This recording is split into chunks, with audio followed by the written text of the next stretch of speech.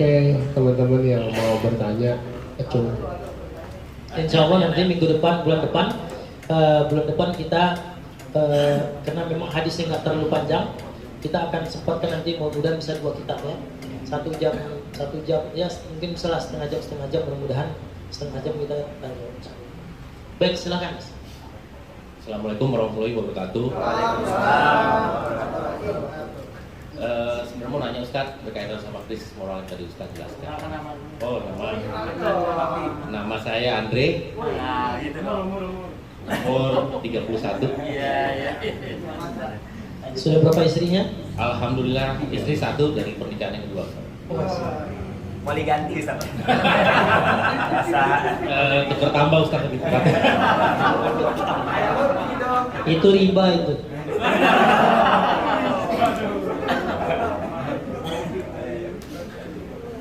Ya Ustadz mau nanya nih berkaitan dengan krisis moral.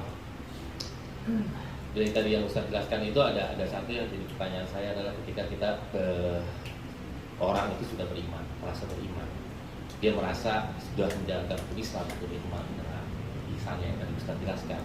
Terkadang manusia itu ada sedikit kesombongan gitu Ustadz. Seperti kita datang ke sini, pulang dari sini saya merasa saya yang paling beriman di antara teman-teman saya. Saya yang paling oke teman saya dalam hal agama. Maka ketika ketemu teman saya yang tidak hadir, ketika dalam undangan ini dia tidak hadir, saya hadir, saya merasa, waduh, dulu kalau gue nih. Jadi ketika dia bertindak tanduk dan segala macamnya, kita merasa lebih kayak menjudge gitu, kalau dia itu salah. Banyak terjadi Ustaz gitu dalam kehidupan nyata keseharian itu. Kenapa pengajian ini semakin lama semakin sepi? Karena pribadi bukan saya menuduh atau apa ya Ustaz ya, tapi berbicara kenyataan saat ini ketika orang sudah dapat berhijrah, dia baru bisa menjalankan satu ayat, dia merasa menjalankan rukun Islam yang seperti Ustaz jelaskan, rukun iman Ustaz jelaskan.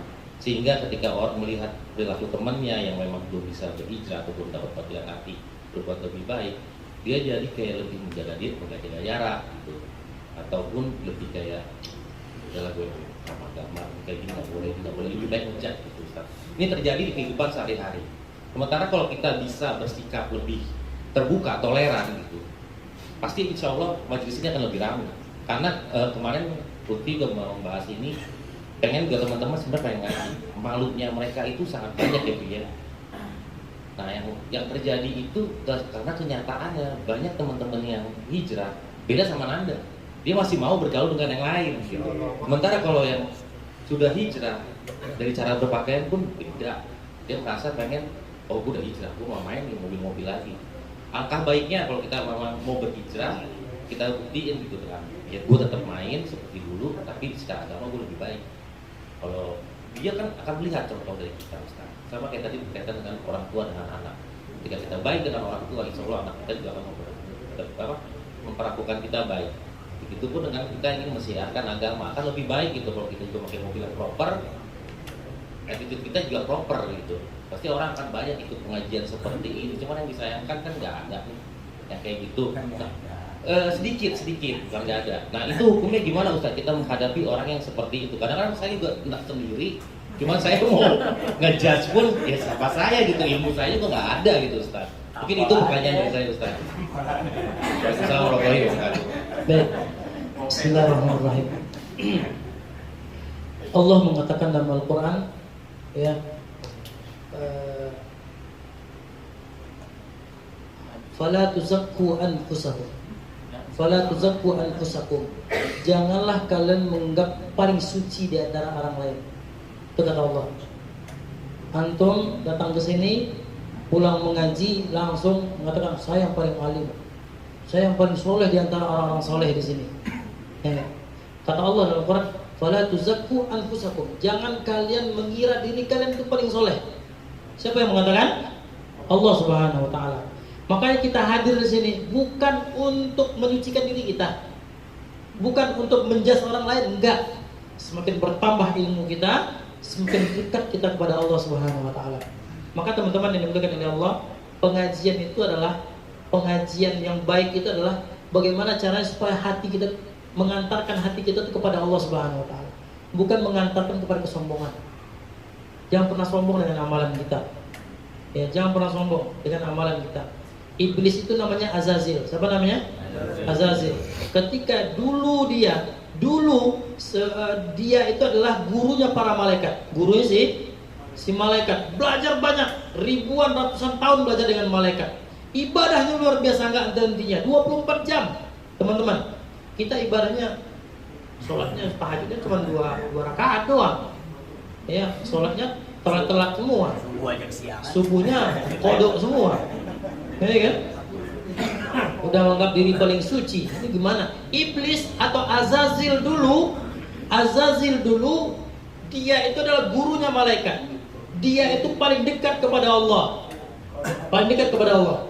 Tetapi ketika Allah mengatakan bahwa wa in qala rabbuka lil malaikati inni ja'ilun fil ardi khalifah. Ketika Allah Subhanahu wa taala mengatakan, wahai semua hamba-hamba Allah, para malaikat, jin, iblis semuanya, Azazil, kami akan menciptakan satu orang yang bernama khalifah di permukaan bumi ini. Komplain kan malaikat kan? Yang pertama kali komplain itu malaikat. Di surah Al-Baqarah ayat 30 itu.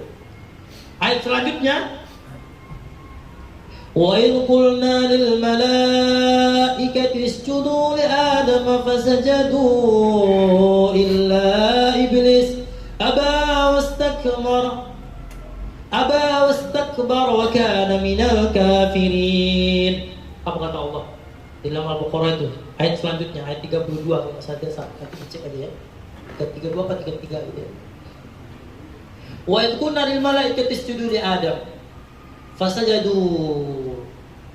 Ya, kami suruh semuanya sujud. Para malaikat, hai kalian sujud kepada Adam.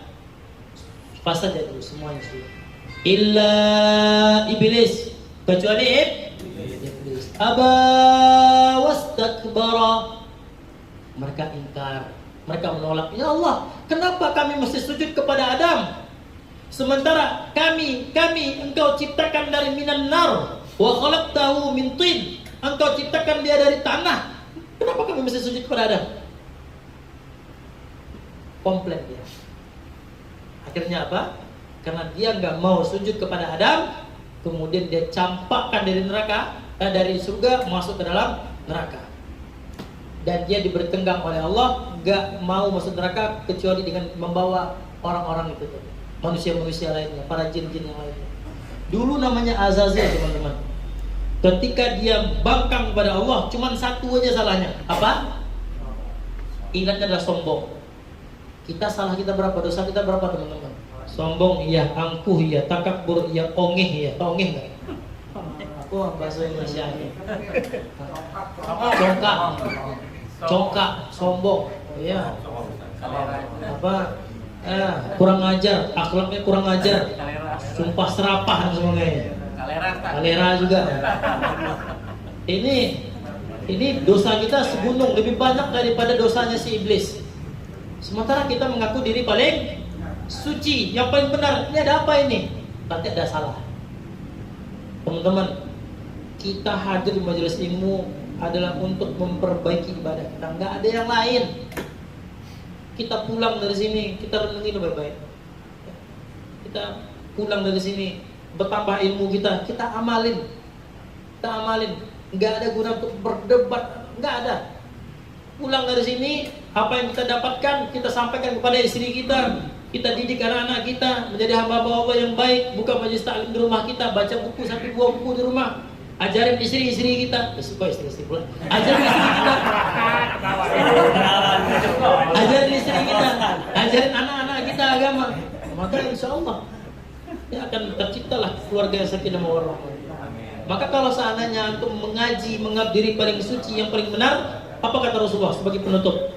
Kata Rasulullah SAW, la yadkhulul jannata, enggak masuk surga orang yang man kana fi qalbihi mithqala dzarratin min kibrin, yang mana ada dalam hatinya ada secercah kesombongan, enggak masuk surga. Antum sombong, punya uang banyak, Sombong itu apa sih? Kata Rasulullah SAW, batarul haqqa wa ghamtun nas. Itu sombong itu kata Rasulullah. Rasulullah sendiri yang mendefinisikannya. Batarul haqqa wa ghamtun nas. Batarul haqq, menolak kebenaran dan meremehkan manusia. Antum pulang ngaji, masa dia ahli maksiat begini pula. Kita nggak boleh begitu teman-teman. Kita pandanglah orang yang ahli maksiat itu dengan kasih sayang. Pandanglah orang yang ahli maksiat itu dengan kasih sayang. Kita jangan pernah menjauhin mereka. Kita rangkul dia teman-teman. Kalau kita pandang mereka dengan pemandangan yang hina, kira-kira hidayah itu dari mana lagi teman-teman? Apa kata Allah dalam Al-Quran? Walau kunta fazzan ghalizan qalbi lam faddu min hawlik. Wahai Muhammad, kata Allah dalam Al-Quran surah Ali Imran, walau kunta fazzan ghalizan qalbi lam faddu min hawlik. Kalaulah seandainya engkau keras dengan mereka, engkau jauh daripada mereka, mereka nggak dapat hidayah. Artinya apa? Kalau ada teman kita yang belum hijrah, teman-teman yang dimuliakan oleh Allah, jangan bosan-bosan yang kita ajak dia, kita rangkul ya. Jangan jadikan dia seperti najis. Najisnya bukan najis mutawasithah atau mukhafafah, tapi kita anggap dia najis mughalazah. Ini apaan nih? Islam apaan nih teman-teman? Rasulullah ngajarin begitu. Yang Rasulullah ajarin itu adalah min husnil khuluq, akhlak yang baik. Berapa banyak itu orang Nasrani, berapa banyak itu orang Yahudi, orang Majusi yang masuk Islam karena akhlak Rasulullah Sallallahu Alaihi Wasallam. Jangan bangga dengan amalan kita, jangan bangga dengan sholat malam kita, jangan bangga dengan sedekah kita, jangan bangga dengan amalan apapun yang kita kerjakan, tapi akhlak kita kurang ajar. Orang yang paling banyak kata Rasulullah Sallallahu Alaihi Wasallam, orang yang paling banyak masuk surga adalah min husnil khuluq, akhlak yang baik. Bukan sholatnya yang banyak. Itu perlu kita garis bawahi.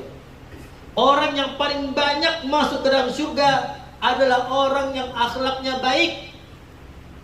Sekarang 25 Desember ya, orang-orang Nasrani akan merayakan ya Maulid Isanya, Natal.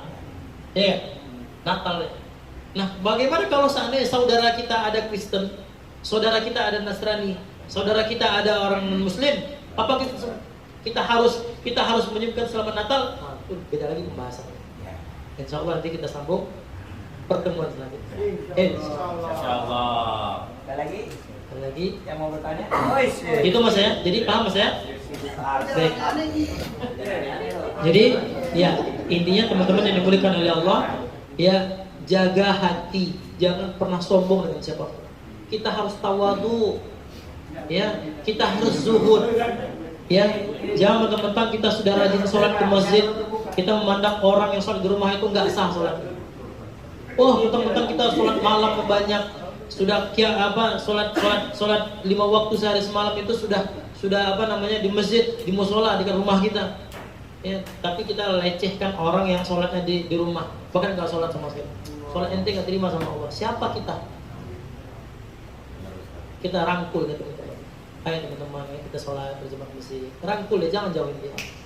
Ya, maka insya Allah ya dengan cara seperti itu ya Allah akan menurunkan kasih sayang untuk kita semua. Insya Allah ya. Assalamualaikum warahmatullahi wabarakatuh. Diri Mas Kas. Mas Kas. Nama saya Muhammad Rizky Sutarsa, Ustaz, salam kenal. Saya mau nanya gini nih Pak Ustadz. Tangannya di bawah dong, tangannya. Oh iya. Sopan. Iya. Tadi saya yang mau nanyakan rukun iman tuh Pak Ustadz, antara qadar dan qadar tadi Pak Ustadz ya. Jadi Pak Ustadz bilang tadi ada qadar baik dan qadar buruk ya Pak Ustadz ya.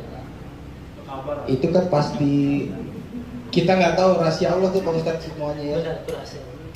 Bagaimana kita sebagai manusia menyikapi qadar itu Pak Ustadz? Jadi apakah ada doanya? Kan di sini penerimaan ya Pak Ustadz deh. Apapun itu yang terjadi betul nggak kalau nggak salah ya Pak Ustadz? Emang ada yang nggak terima? Beban nih. Ya itu sih Pak Ustadz, mungkin ada doa atau apa ya, kita sebagai manusia penerimaan yang luar biasa tidak menghadir, nauzubillah menghadir Allah, apalagi Pak Ustadz, atau gimana pun ya, saya pengen apa ya, kayak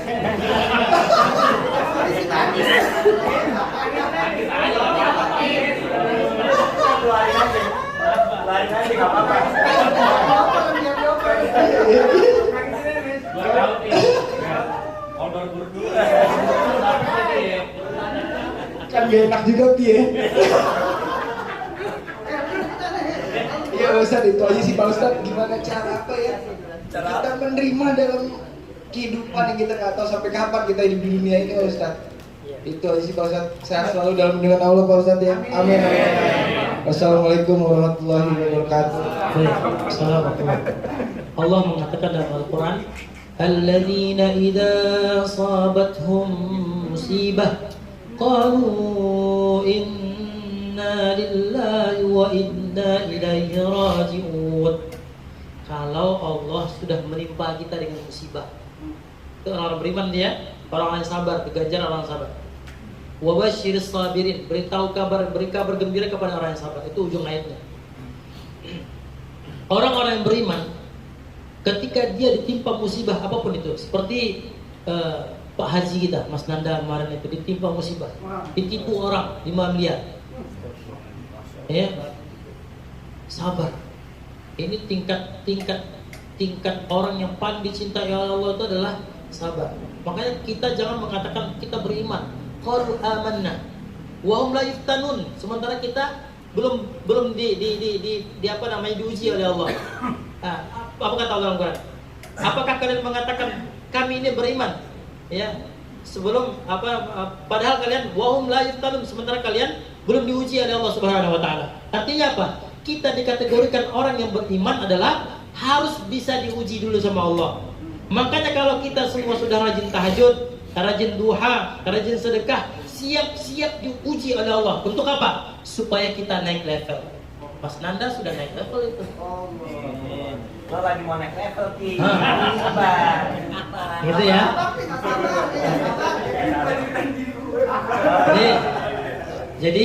Jadi kalau kita mengatakan qalu amanna, kita beriman kepada Allah, kita harus siap diuji oleh Allah. Apa yang diuji oleh Allah? Segi harta kita ditipu oleh orang-orang. Segi anak kita bandel. Istri kita susah diatur lagi. Nikah lagi kalau susah diatur. Susah amat sih ya. Sama gue juga. Tadi katanya suruh nungguin nafkahi dulu mayatnya Ustadz. Tadi gimana tadi itu? Jadi boleh nggak? Nggak boleh nggak langsung kalau masih hidup nikah lagi boleh nggak? Antum sudah nikah belum? Hah? Udah. Udah nikah? Baru nikah? Sama S2 juga Sat. Cuma nggak puas juga ya. Baik. Mau S3 tak? Baik. Jadi gitu ya. Jadi ketika kita diuji oleh Allah, kita cuma mengatakan inna lillahi wa inna ilaihi raji'un. Kita ini milik Allah, teman-teman. Kita milik Allah. Ya, kita datang dari Allah dan kembali kepada Allah. Bukankah kita mengatakan la ilaha illallah wa la syarikalah, enggak ada Tuhan selain Allah Subhanahu wa taala. La ilaha illallah wa la syarikalah, lahul mulku wa lahul hamdu, yuhyi wa yumitu wa huwa ala kulli syai'in qadir. Itu luar biasa akidah itu, teman-teman. Allah yang memiliki kekayaan, Allah yang memiliki kerajaan, Allah yang memiliki bumi, Allah yang memiliki semuanya milik Allah. Kita nggak ada punya apa-apa, teman-teman. Suatu saat kalau seandainya Allah mengambil apa yang telah dipinjamkan kepada kita, maka kita legowo saja. Memang berat, teman-teman, berat. Tapi mau gimana lagi? Ya fitrahnya begitu manusia. Ya kadang roda itu di atas, kadang di si Olga bilang kalau misalnya roda itu nggak mau putar, di apa aja katanya? Di apa namanya? Diganjel katanya, kata si Olga. Jadi roda itu gak bakalan di atas di bawah, kata si Olga. Baik, itu ya. Jadi intinya bahwa ganjel ya. Jadi kalau misalnya Allah uji kita, Ya, Allah uji kita dengan harta kita, dengan anak kita, dengan istri kita, dengan lingkungan kita semuanya, itu menandakan bahwa Allah sayang dengan kita dan akan naik level selanjutnya. Akan naik level selanjutnya. Maka teman-teman yang dimuliakan oleh Allah, semakin tinggi ujian Allah, semakin tinggi derajat kita di sisi Allah Subhanahu wa taala. Makanya Rasulullah itu ya, ini terakhir nih, Rasulullah itu ketika beliau itu diuji oleh Allah, istrinya meninggal dunia, paman Hamzahnya meninggal dunia, ya kan, dibelah dadanya, diambil jantungnya, dirobek-robek tuh jantungnya oleh si Hindun ya, dimakan jantungnya itu. Kemudian banyaklah masalah-masalah. Kemudian ketika Rasulullah mengalami situasi yang sangat luar biasa diuji oleh Allah, sekelas Rasulullah SAW. Kemudian ketika ending yang diberikan oleh Allah Subhanahu wa taala, ya, endingnya adalah inna ma'al usri yusra. Ada kesulitan pasti ada kemudahan. Apa yang diberikan oleh Allah? Hadiah yang istimewa diberikan oleh Allah adalah Rasulullah dimi'rajkan ke langit sampai ke Sidratul Muntaha. Makanya kalau kita diuji oleh Allah, sabar saja, jalanin saja, insya Allah kita mulia di sisi Allah Subhanahu wa taala. Wallahu taala a'lam. Ada lagi yang mau nanya?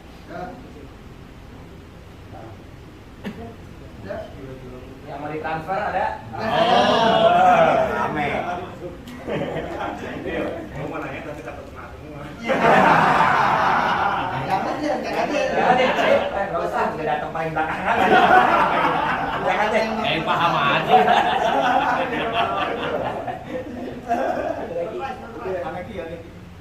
Baik. Assalamualaikum warahmatullahi wabarakatuh. Ustaz, nama saya Ma'ruf. Ane mau nanya, dari rukun Islam ini, insya Allah umat Islam 4 bisa kita lakukan semua ya Tad ya. Semua umat Islam insya Allah bisa dilakukan. Satu nih Tad, haji kan nggak semua umat Islam bisa melakukannya semua. Itu bagaimana Tad bagi yang tidak bisa melakukannya? Terima kasih. Assalamualaikum warahmatullahi wabarakatuh. Kan manis taqwa ilaihi sabila, bagi orang yang mampu saja. Mampu itu ada dua, ada yang fisik, ada yang non fisik. Orang yang mampu secara fisik tenaganya, orang yang mampu yang non fisik hartanya. Dua ini harus, ya. Kalau kita yang belum diberikan dua hal ini atau mungkin kurang satu hal ini, kita nggak ada kewajiban untuk berangkat haji. Tapi kita berniat untuk haji. Haji itu teman-teman bukan masalah duit. Umroh itu bukan masalah duit teman-teman, tetapi masalah hati kita. Kalau hati kita ingin banget berangkat udah. Saya dulu ini taharus bin nikmah. Saya dulu nabung sekolah, saya dulu jual kerupuk cabai, saya dulu di sekolah. Jual kerupuk cabai, jual emping, jual pulsa saya dulu. Ini taharus bin nikmah, nggak ada sombong, nggak ada riya, nauzubillah. Nah, saya niatkan adalah, ya Allah, hamba ingin umroh ya Allah. Hamba ingin umroh ya Allah. Kemudian setelah 8 tahun kemudian, ya kemarin saya ada jemaah saya di Pondok Indah minta sama saya, rumah itu sudah lama nggak laku, warisan. Rumahnya sudah lama nggak laku. Kemudian apa katanya, Ustaz tolong Ustaz, memang Bapak itu adalah seorang presiden Bank Indonesia, sudah meninggal dunia, Allah maghfirlah. Nah, ketika Bapak yang meninggal, otomatis bagi warisan dong, ya kan? Rumahnya belum terjual, susah untuk dijual. Ada orang lihat nggak jadi, ada lihat nggak jadi, sampailah beberapa kali curhat sama saya waktu habis pengajian itu. Kemudian apa yang saya sampaikan kepada beliau, kita coba ruqyah. Ternyata ketika 3 kali kami meruqyahnya, ya nggak lama setelah itu rumahnya laku 18 miliar. Saya dikasih hadiah umroh. Berangkat saya 2019 ya. Corona kapan? 2020 ya. Jadi 2019 Oktober saya berangkat. Itu doa itu kapan? Doa itu 8 tahun yang lalu saya berangkat pengen umroh. Uang yang saya kumpulin itu Mas, cuman 24.500.000. Emak saya mau berangkat, "Mak, ini duit, berangkatlah mak sendiri." Saya nggak mau, kata emak saya berangkat harus sama kamu. Saya nggak punya duit lagi, Mak. Begitu kan? Dari mana saya dapat duit 24.500.000 lagi? Sementara kita harus makan berdua. Apa kata mak saya? Mak mau berangkat tuh sama kamu. Karena kalau begitu doakan saya, Pak. Doakan saya di rantau ini, semoga saya diberikan rezeki oleh Allah Subhanahu wa taala. 8 tahun saya nabung, Mas, dikabulkan Allah hari kemarin ke 2019 ini. Subhanallah. Saya dikasih uang 40 juta. Berangkat saya berdua dengan ibu saya. Uang yang 24 juta itu saya puterin lagi sama Mas Arman.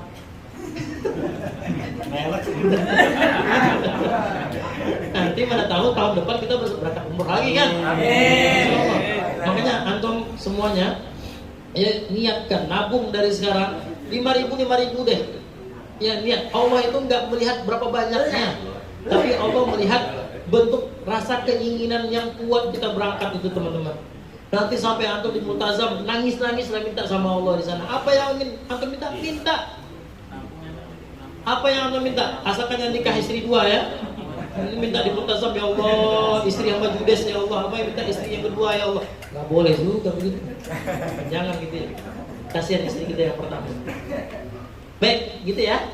Allahu a'lam. Ada lagi? Habis? Antum nggak? Terakhir ya sebenarnya. Aslinya jadi Pi. Silakan. Belum ada pertanyaan. Ada ya? Ada yang mau nanya lagi nggak? Kalau nggak mau. Hah? Aman. Habis? Halo? Habis ya? Halo? Oh, ada satu. Terakhir. Habis ini kita ada start nih, kebetulan ada hadiah dari Elit sama HPT. HPT.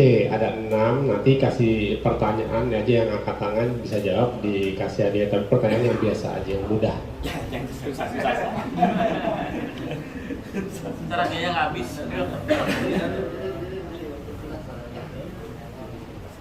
Assalamualaikum warahmatullahi wabarakatuh. Assalamualaikum. Perkenalkan, nama saya Ehan. Ehan.